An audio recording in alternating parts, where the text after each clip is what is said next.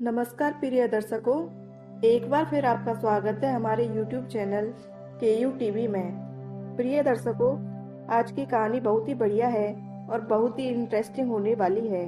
ये कहानी बहुत ही प्रेरणादायक है। जो लोग इस कहानी को दिल से और मन से सुनते हैं, उनके घर में कभी भी कोई कलह उत्पन्न नहीं होगा। उसके घर में हमेशा सुख और शांति बनी रहेगी। माँ लक्ष्मी का आगमन सदैव रहेगा। प्रिय दर्शकों, ये तो आपने बखूबी सुना होगा कि जिस घर में रोज लड़ाई झगड़े होते हैं, रोज कलह उत्पन्न होता है, उस घर में बरकत नहीं होती, माँ लक्ष्मी का आगमन भी नहीं होता। जिस घर में सुख शांति होती है, उस घर में सुख समृद्धि की प्राप्ति होती है और माँ लक्ष्मी का निवास सदैव बना रहता है। ये कहानी हमारे जीवन में हमें यह प्रेरणा देगी कि हमें घर में लड़ाई झगड़े क्यों नहीं करनी चाहिए और जिस घर में लड़ाई झगड़े होते हैं तो उनको किस तरीके से रोका जाए। प्रिय दर्शकों, घर में सुख शांति का होना बहुत ही जरूरी होता है, क्योंकि जहाँ सुख शांति होती है वहाँ लक्ष्मी निवास करती है और जहाँ कलह उत्पन्न होता है, लड़ाई झगड़े होते हैं, वहाँ लक्ष्मी निवास नहीं करती, दुख दरिद्रता निवास करती है। इसलिए हो सके तो इस कहानी पर जरूर अमल करें और इस कहानी को पूरा सुनें। ये कहानी आपको आपके जीवन में ढेरों सारी प्रेरणा देगी। ये बहुत ही प्रेरणादायी कहानी है। शुरू करने से पहले जो लोग हमसे नए जुड़े हैं, हमारे चैनल को सब्सक्राइब करें, अच्छे कमेंट करें, बेल आइकन को ऑन करना ना भूलें ताकि हर आने वाले वीडियो का नोटिफिकेशन सबसे पहले आपको मिले। शुरू करते हैं प्रिय दर्शकों आज का ये प्यारा सा वीडियो। प्रिय दर्शकों, एक जंगल में एक मोर और एक मोरनी रहा करते थे। मोर और मोरनी दोनों बड़ी हंसी खुशी रहते थे। एक दिन मोरनी मोर से कहती है कि पिया जी, हमें यहाँ से चलना चाहिए और यहाँ से चलने के बाद जहाँ हमारे समाज के पक्षी रहते हैं, जहाँ काफी सारे मोर और मोरनी रहते हैं, हमें वहाँ चलना चाहिए। मोर मोरनी से कहता है कि प्रिय, वहाँ चलेंगे तो लड़ाई झगड़े होंगे, इससे अच्छा तो हम सुकून से दो लोग यहाँ रहते हैं। लेकिन मोरनी जिद करती है। प्रिय दर्शकों, दोनों उड़ करके एक नगर में आ जाते हैं। मोरनी की जिद करने पर दोनों उड़कर एक नगर में आ जाते हैं। उस नगर का राजा पशु पक्षियों की भाषा को अच्छी तरह समझता था। वो राजा सभी पशु पक्षियों की आवाज को समझता था, हर जीव जंतु की आवाज को बखूबी समझता था कि ये क्या कह रहा है। दोनों मोर मोरनी उस नगर में आ जाते हैं। एक दिन की बात है, राजा अपनी रानी से कहता है कि रानी, मुझे बहुत तगड़ी भूख लगी है और मुझे खाना खिला दीजिए। प्रिय दर्शकों, राजा की रानी 36 प्रकार के भोजन बना करके थाली में सजा के एक हाथ में पानी का लोटा और दूसरे हाथ में भोजन की थाली लेकर राजा के समक्ष आती है। राजा को भोजन परोसती है। जाते ही राजा के समक्ष थाली रखी जाती है तो एक चावल का टुकड़ा जमीन पर गिर जाता है। प्रिय दर्शकों, वहीं पे कुछ चींटियां घूम रही थी। एक चींटी उस चावल के टुकड़े को और धीरे धीरे लेकर के जाने लगती है। राजा इस चीज को, इस घटना को देख रहा था। उस चींटी के पास से तुरंत दूसरा बड़ा चींटा आता है और वो चींटा उस चींटी से कहता है कि ये प्रिय का टुकड़ा, हे प्रिय, ये चावल का टुकड़ा मुझे दे दीजिए और तुम राजा की थाली से दूसरा चावल का टुकड़ा लेके आओ। प्रिय दर्शकों, इस बात को राजा समझ जाता है, क्योंकि राजा पशु पक्षियों की, हर जीव जंतु की भाषा को समझता था। तो राजा इस बात को समझ जाता है कि चींटा चींटी से इस बात को कह रहा है। चींटी चींटा से मना करती है, कहती है नहीं, राजा को पता चल जाएगा, मुझे मार देगा।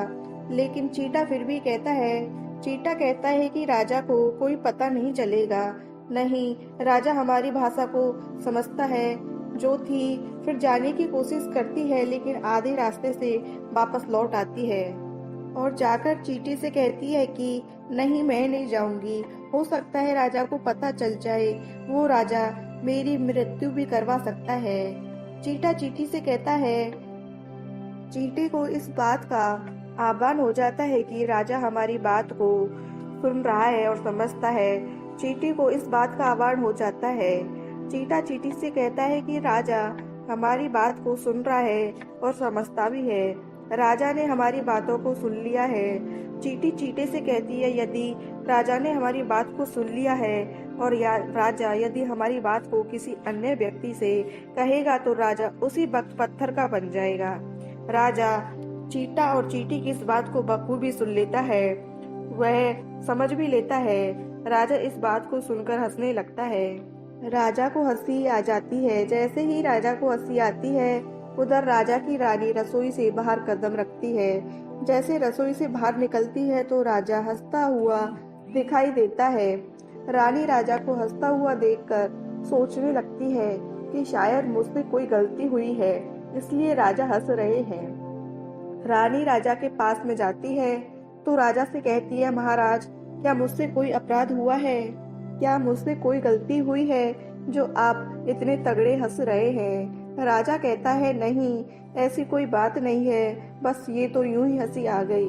प्रिय दर्शकों, रानी जिद करती है और कहती है, नहीं, मुझे आपको बताना ही पड़ेगा, क्या आप किस बात पे हंस रहे हैं? राजा बार बार मना करता है क्योंकि राजा को पता था, राजा को यह मालूम था कि चींटी ने यह कहा है, यदि मैं चींटी वाली बात किसी को बताऊंगा तो मैं पत्थर का बन जाऊंगा।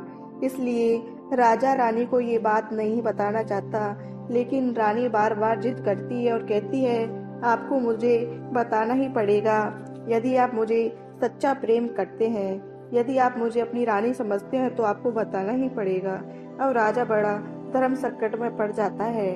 राजा बार बार मना करता है, यदि रानी को बात बताता है तो वो पत्थर का हो जाएगा, यदि नहीं बताता तो रानी का विश्वास खत्म हो जाएगा। प्रिय दर्शकों, रानी जिद करने लगती है। कहते हैं ना, त्रिया हट और बाल हट बहुत ही तगड़ी होती है।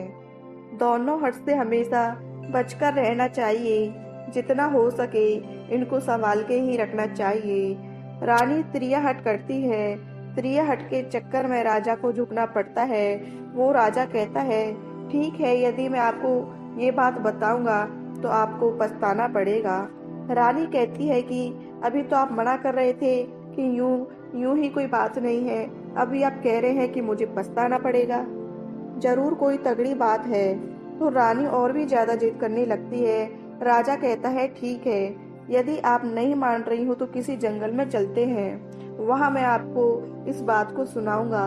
प्रिय दर्शकों, राजा रानी रथ में सवार होकर जंगल की ओर निकल जाते हैं। जैसे ही वो जंगल में घनघोर जंगल में पहुंच जाते हैं और राजा इस बात को शुरू करने लगता है कि रानी को सुनाने लगता है।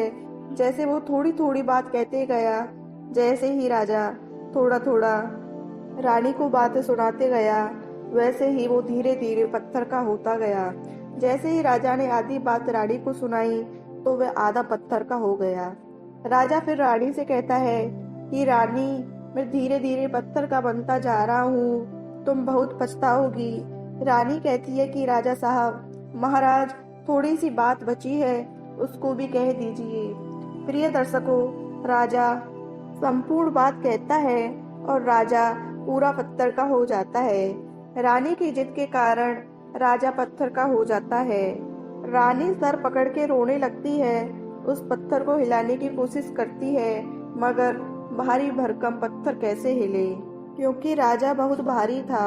इस कहानी से हमें ये सीख मिलती है कि कभी भी त्रिहट के चक्कर में ना पड़े। जो लोग त्रिहट के चक्कर में पड़ जाते हैं उनका पतन निश्चित होता है। जो लोग त्रिहट के चक्कर में पड़ जाते हैं उनका पतन निश्चय ही हो जाता है। इसलिए कभी भी त्रिहट के चक्कर में ना पड़े। हम उम्मीद करते हैं कि ये जानकारी आपको जरूर पसंद आई होगी। धन्यवाद।